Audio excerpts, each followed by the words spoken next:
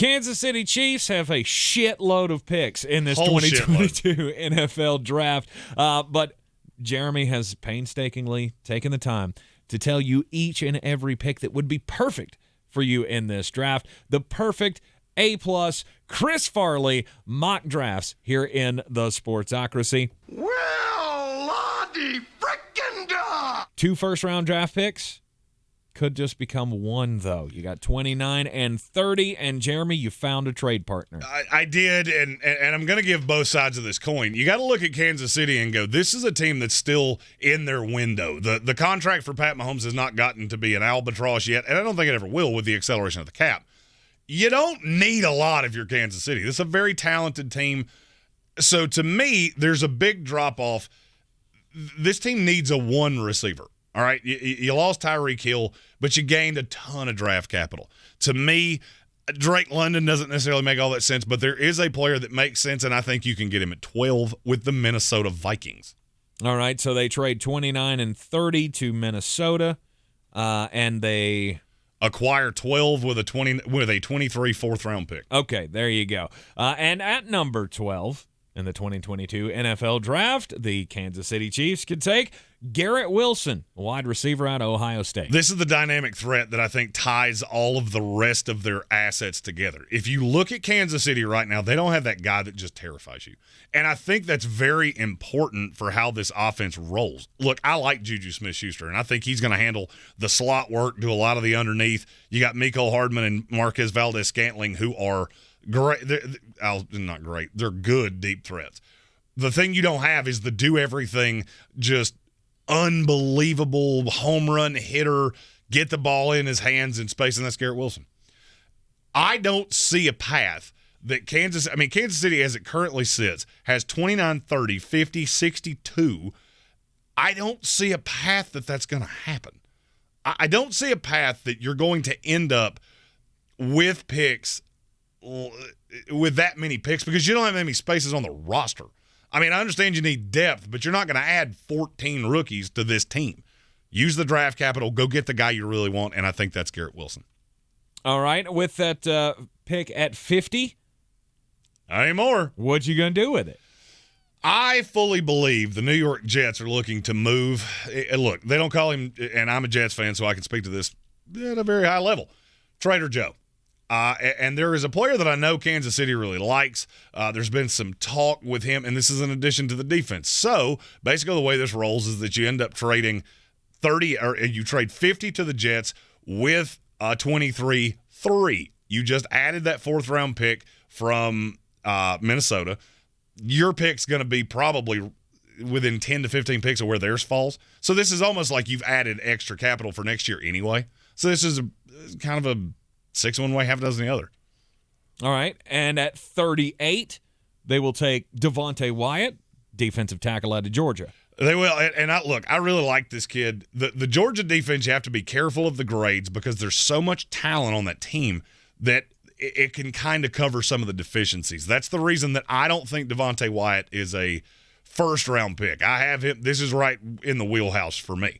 There's a lot of good. And I think next to with Chris Jones and all the other pieces that they have on the line, this makes you so multiple that you can do damn near anything. Very disruptive from the interior, very quick. I think he can line up and play anywhere. He's that athletic. And I look at Chris Jones and go, this is the perfect pairing. Because you never know when you break the huddle where everybody's going to go. You don't tip your hand with formational alignments.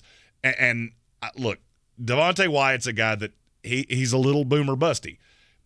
Did his deficiencies get covered by Jordan Davis, or did he just get overshadowed by Jordan Davis, which I think it's more the latter than the former. At number 62 overall in the 2nd round, you got him taking Cameron Thomas, the edge rusher from San Diego State. And he's not really an edge rusher, but that kind of goes to the same thing I already said. He can play on the inside. If you remember back to Steve Spagnuolo's days with the New York Giants, they had a NASCAR package where they basically just had 4 guys that could barrel down on quarterbacks, and you didn't have to say anything else. Nothing else mattered. Mm-hmm. It was Justin Tuck, Michael Strahan, I think Jason Pierre-Paul was involved in that. O.C. Umenyiora. That would give this Kansas City team something very similar to that. And what that does is it covers up some of your deficiencies in the back half. And look, I don't have a problem with the secondary. I didn't love the Justin Reed acquisition, especially when I found out Tyrann Mathieu would have taken the same deal. That didn't make a whole lot of sense to me. And I do know that they really like Jalen Petrie. That's a player that I could not find a way to get him in there. If they were to stick at 29 and 30, I would have them taking Christian Watson and Jalen Petrie. But doing it this way, now you've got that terrifying front four. You're going to be able to get home to quarterbacks. It was very obvious how much Melvin Ingram changed that defense last year when you had two forces on the line, and that's what this would give you. And now you look at this team and go, all right, added a lot of draft capital, became a lot cheaper, and I think we're every bit as good as we were, if not better. Mm-hmm. In the third round, 103 overall, Darrian Beavers, linebacker out of Cincinnati. Darrian Beavers is one of the weirdest grades in this entire draft because his kid started at UConn. He was a wide receiver at one point. He's got unbelievably good hands. And I'm not 100% sure what position he's going to play. If you put a gun to my head and said put him somewhere, he's the Mike. He's the Mike that allows Willie Gay and Nick Bolton to do what they do. It's going to take some development. It's not going to be an immediate thing because he's still acclimating to the position, figuring out exactly what it is that he does. But he's got stereotypical size for a linebacker. He is ridiculously smart. Does have a little bit of a basketball player's build, which scares me a little bit with linebackers specifically. It opens you up to deficiencies, injury-wise.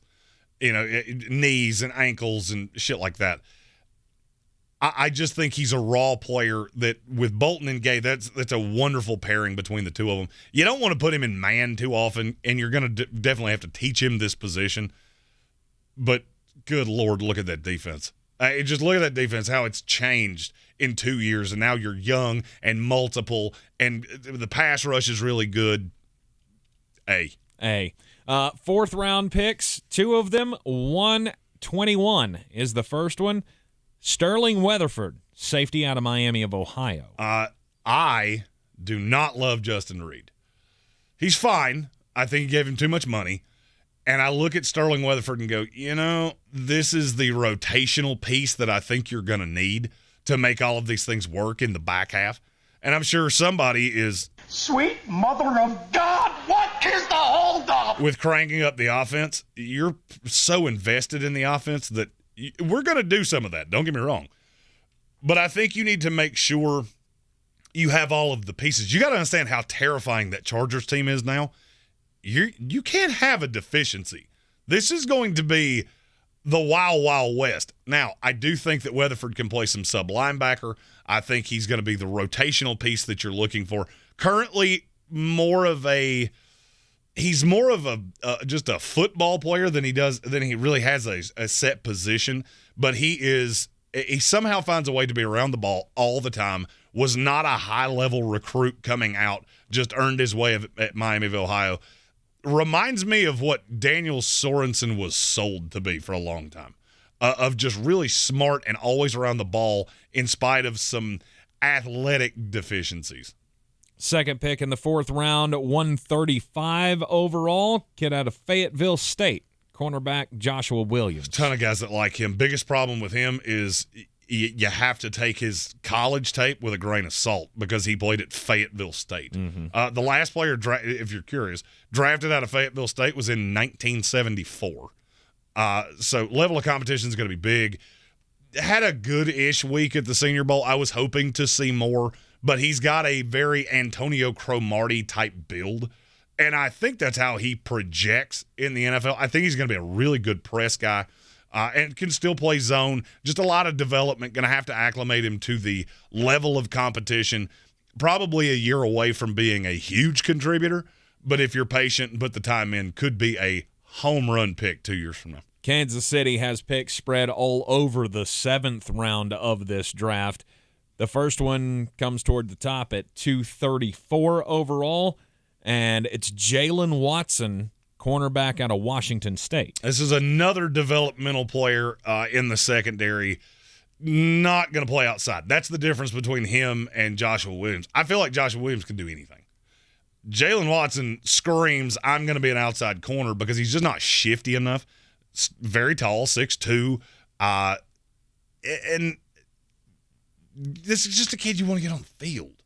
He's going to need reps. That's the one thing that scares me with Kansas City. The question is, do the practice reps do him the justice that you're looking for, or does he need real life, be on a bad team, and just let me figure it out? And I can't figure that out. He's not the hyper athlete. Basically, he's the anti-Joshua Williams with the same prognostication of your development piece, but you're very different development piece than Williams is. At 244th overall, Jalen Wydermyer. I'm just going to keep mocking him to teams that are smart because somebody's going to figure out, I don't give a shit that you ran a 5.07. Uh-huh. If you go undrafted, it's a travesty. He was the number 2 tight end in this class before we got into the combine, and everybody just seems to forget everything he did in college. Mm-hmm. 40-yard dashes scare people when you're supposed to be, maybe you're not supposed to be a burner at his size and playing tight end, but there are offensive linemen that ran faster than that, and that's what scares people. And the thing that blows my mind is that coming into this process, when you watch him on film, one of the things that screamed at you was how athletic he was. Mm-hmm. I don't get that. I don't know that I've ever seen as drastic of a shift, and now people just seem to forget the tape that they watched, which that's always one of those things that drives me crazy about the combine, is that we go to the combine, and whatever you do there is exactly the athlete you are because it's the Underwear Olympics. Watch the damn tape. Developmental piece, probably, but I think he could come in and help with Travis Kelce right away. I agree with you. I think he could be an impact piece. Wait, didn't they draft a tight end last year? Noah Gray. Yeah. That doesn't preclude. Yeah. That doesn't preclude anything. He's a different piece. Yeah. And I think he's just get the ball in his hands. That's the funny thing is a guy that tested this poorly. What I look at him, you can do right now is I'm just going to get the ball in your hand, manufacture touches, and watch you be a mismatch. At 252 overall, here's a wide receiver from Texas Tech, Erik Ezukanma. I don't know that we've talked about him throughout the entire process. This is a kid that I low-key like a lot. Stereotypical wide receiver build. And there's going to be some development because of the position he played. Doesn't run a stereotypical NFL route tree. Almost exclusively runs out of the slot, and he's a big slot. Kind of, and I'm good. I used this with somebody else. I think it was Emeka Emezi. Kind of reminds me of that Jericho Kochary. There's nothing overly athletic about you, but you find a way to get open. And that's what I think he will do in the NFL. Might take some time to acclimate, but if there's one team in the NFL that he can acclimate with the quickest, it would be the Kansas City Chiefs. 260th is the last pick for the Kansas City Chiefs. I think it's their 48th pick in the draft. 107. I think we've been doing this for 9 years. Vedarian Lowe, offensive tackle from Illinois. He's been popular during the process. One of the funniest things in this draft, and there's these little anecdotal niche things that happen in damn near every one of these drafts. You remember during the college football season when Brett Bielema basically bitched about his offensive line and none of them were good enough to be offensive linemen at a D1 school? Mm-hmm. He's got 3 of them drafted. And Vedarian Lowe's one of them. Right. Now, this is hyper raw, 6'5", 320. This is, you just put a pin in him and wait. Had a good week at the Shrine Bowl. A lot of teams seemed really interested in talking to him, and it's just there's so much raw there. And you look at the transition between Brett Bielema, or from Lovie Smith to Brett Bielema, I don't know that he was ever used perfectly, but he comes in with a ton of starts. Literally the most starts in the history of the Illinois program that dates back to the 1800s. So he's got the mental fortitude. Right. He's rawer than you want for a player that is A, this old, and B, has this many reps.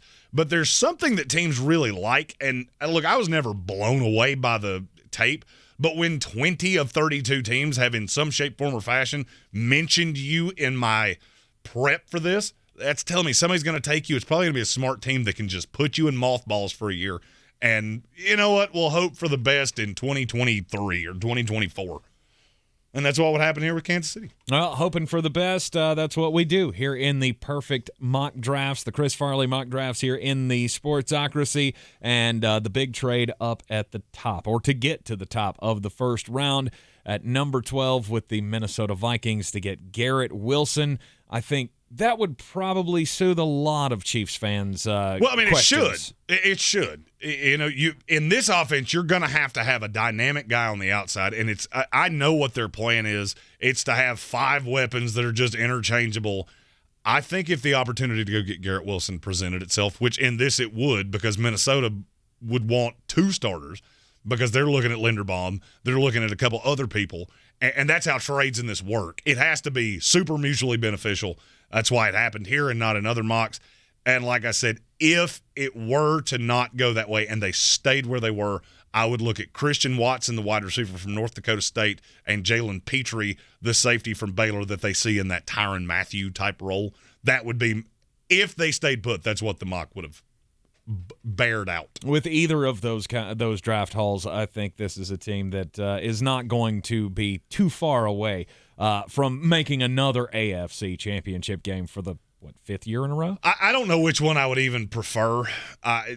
Christian Watson's just really raw, and Garrett Wilson's not. Garrett Wilson is my number 1 from day one and could end up being a top 15 wide receiver in the NFL, which with the money I'm paying to Pat Mahomes, I need that guy. I can't just count on Mecole Hardman and Marquez Valdez-Scantling.